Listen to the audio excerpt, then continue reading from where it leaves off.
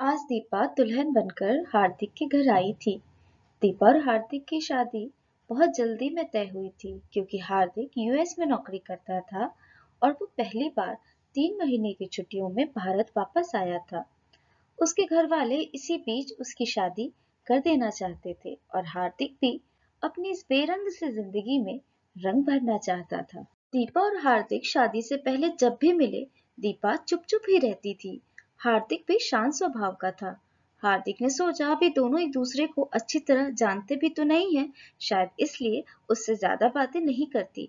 जहाँ दीपा बेहद खूबसूरत थी, तो वहीं हार्दिक बेहद साधारण सा दिखता था।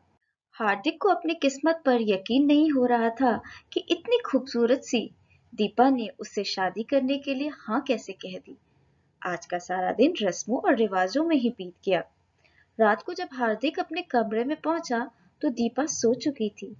जब सुबह उसकी आंख खुली तो दीपा वहां पर नहीं थी।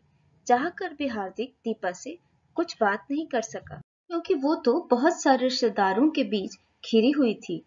अगले दिन भी दीपा हार्दिक के कमरे में आने से पहले ही सो चुकी थी। शाम को जब हार्दिक उसे उसके मायके से लेकर आ रहा था तो दीपा ने उसकी सभी बातों का सिर्फ हाँ और ना में ही जवाब दिया। शादी को अब 1 हफ्ता बीत चुका था। दीपा का स्वभाव हार्दिक के घर वालों के लिए बहुत अच्छा था, पर ऐसा लगता था मानो वो हार्दिक से हर समय बचने की कोशिश करती रहती हो। शुरू में तो हार्दिक ने सोचा कि शायद उनकी अरेंज मैरिज है, इसलिए दीपा को कुछ समय चाहिए एडजस्ट होने में। एक दिन दीपा ने भी कह दिया कि मुझे कुछ समय चाहिए। हार्दिक अपनी तरफ से हर कोशिश कर रहा था दीपा को अपने बारे में बताने की, उसके बारे में जानने की। वो उसकी हर छोटी बड़ी चीजों का ख्याल रखता, उसे कंफर्टेबल कराने की कोशिश करता, मगर दीपा को उसकी किसी बात की कोई परवाह नहीं थी। अब हार्दिक को यह महसूस होने लगा था कि दीपा उसे बिल्कुल पसंद नहीं करती, लेकिन हार्दिक उसके बेरुखी को नजरअंदाज कर रहा था क्योंकि वो तो दीपा से देखते ही प्यार कर बैठा था।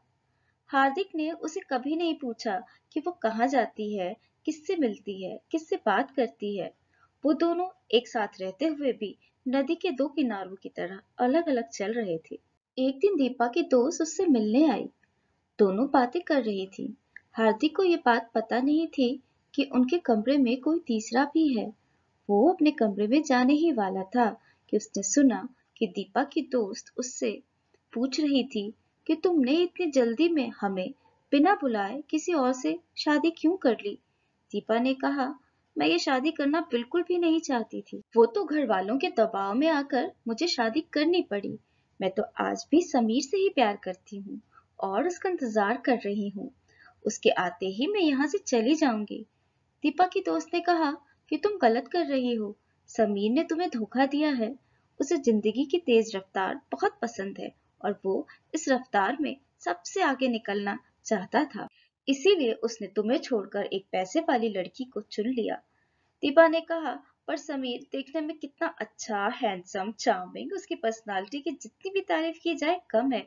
और कहाँ ये मेरा साधारण सा दिखने वाला पति, इन दोनों की तो तुलना ही नहीं की जा सकती। मुझे पता है जब समीर को मेरे सच्चे प्यार का एहसास होगा तब वो मेरे पास वापस जरूर लौट आएगा। दीपा की दोस्त ने कहा, मैं बताना तो नहीं चाहती थी कि समीर ने उस लड़की तक पहुंचने के लिए ही तुमसे दोस्ती की थी। ये सब कुछ सुनकर हार्दिक कटे पेड़ की तरह सोफे पर जा गिरा। उसके मन में आया वो जाकर दीपा से पूछे। उसकी तो उससे कोई दुश्मनी भी नहीं थी, वो तो उसे जानता भी नहीं था, फिर उसके साथ ऐसा क्यों किया। वो उससे बहुत कुछ पूछना चाहता था पर कुछ नहीं कहा। सोचा 2 महीने के बाद तो मुझे वापस ही जाना है, तो अभी अपने घर वालों की खुशियों को क्यों छीनूं। अब हार्दिक ने दीपा से बातें करना बहुत कम कर दिया था। वो सिर्फ जरूरत पड़ने पर ही उससे बात करता था। दीपा को भी महसूस होने लगा था कि हार्दिक कुछ बदल सा गया है। अब वो रात को कमरे में आकर उससे बातें करने का इंतजार करने लगी। हार्दिक कुछ दिनों से बहुत रात को वापस लौटता था। एक दिन दीपा ने हार्दिक के पसंद का खाना बनाया और उससे पूछने लगी, क्या बात है, कोई परेशानी है क्या। हार्दिक मन में सोच रहा था कि परेशानी तो मैं ही हूँ तुम्हारे लिए, पर उसने कुछ नहीं कहा। अब इन दोनों के बीच की दूरियां घर वालों को नजर आने लगी थी। एक दिन दीपा ने हार्दिक से समीर के बारे में सब कुछ बता दिया और कहा, मैं कुछ दिनों में यहाँ से खुद ही चली जाऊंगी, पर तब तक हम घर वालों के लिए अच्छे पति पत्नी होने का दिखावा कर सकते हैं और दोस्ती कर लेते हैं। समय बीतता गया, धीरे धीरे दोनों अच्छे दोस्त बन गए। दीपा को हार्दिक का साथ और शांत स्वभाव अच्छा लगने लगा। अब तक समीर की कोई खबर नहीं थी। दीपा कभी कभी हार्दिक और समीर के स्वभाव का अंतर भी देखती थी। छोटी सी गलती पर भी समीर उस पर चिल्ला पड़ता था। वो बहुत अग्रेसिव हो जाता था, पर हार्दिक उसकी किसी भी गलती पर उसे प्यार से समझाता है। समीर के लिए दीपा कोई मायने नहीं रखती थी। वो तो सिर्फ दोस्तों को दिखाने के लिए उसकी गर्लफ्रेंड थी। लेकिन हार्दिक ने अपनी जिंदगी में दीपा को हमेशा अहमियत दी थी। दीपा मन ही मन अपने दिल को हार्दिक की तरफ जाने से रोक रही थी। दीपा के मन में एक अजीब सी कश्मकश चल रही थी, इसलिए वो फिर से हार्दिक से कतराने लगी। हार्दिक को दीपा का यह स्वभाव कि कभी दोस्ती कभी अजनबियों सा व्यवहार अब बहुत तकलीफ पहुंचाने लगा था। आज सुबह से ही हार्दिक घर पर नजर नहीं आ रहा था। दीपा की नजरें उसे ढूंढ रही थी। उसने कई बार सोचा कॉल करे, पर नहीं किया। अब तो रात होने वाली थी। तब उसने अपनी सासू माँ से पूछा कि हार्दिक कहाँ है। उन्होंने बताया कि वो तो सुबह ही अपने वीजा के काम से दिल्ली चला गया है, कुछ दिनों में वापस आ जाएगा। दीपा सोच रही थी कि उससे बिना मिले हार्दिक क्यों चला गया। 2 दिनों बाद होली थी और उसे मायके भी जाना था। आज मायके जाते वक्त उसका मन उदास था। कुछ तो था जो उससे छूट रहा था और नई भावनाएं नन्हे से पौधे की तरह उसके अंदर पनप रही थी। उसका मन हार्दिक से बिना मिले जाने का बिल्कुल भी नहीं था, पर जाना तो था ही। होलिका दहन वाले दिन दीपा ने अपनी समीर से जुड़ी सभी यादें होलिका दहन में दहन करने की कोशिश की। हार्दिक की दूरी ने, उसके स्वभाव ने, उसके प्यार ने दीपा के दिल में जगह बनानी शुरू कर दी थी और अब नन्हा सा पौधा एक पेड़ की तरह प्यार के एहसास में बदल गया। दीपा हार्दिक का बेसब्री से इंतजार कर रही थी। उसे उम्मीद थी कि हार्दिक जरूर आएगा।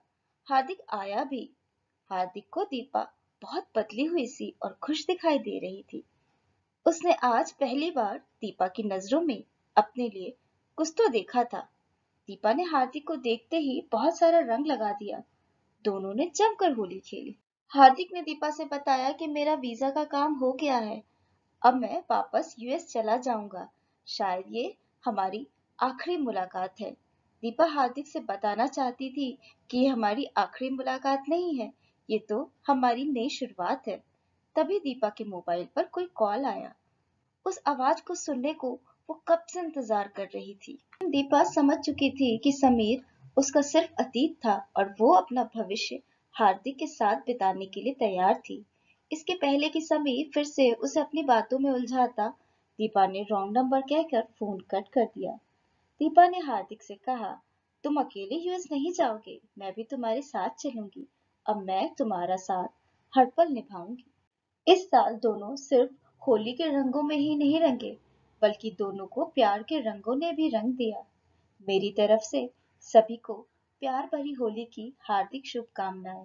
हैप्पी होली। अगर आपको यह कहानी अच्छी लगी हो तो इसको लाइक करें, शेयर करें और ऐसी ही कहानियों को सुनने के लिए सब्सक्राइब करें हमारे YouTube चैनल स्टोरी तेरी मेरी। धन्यवाद।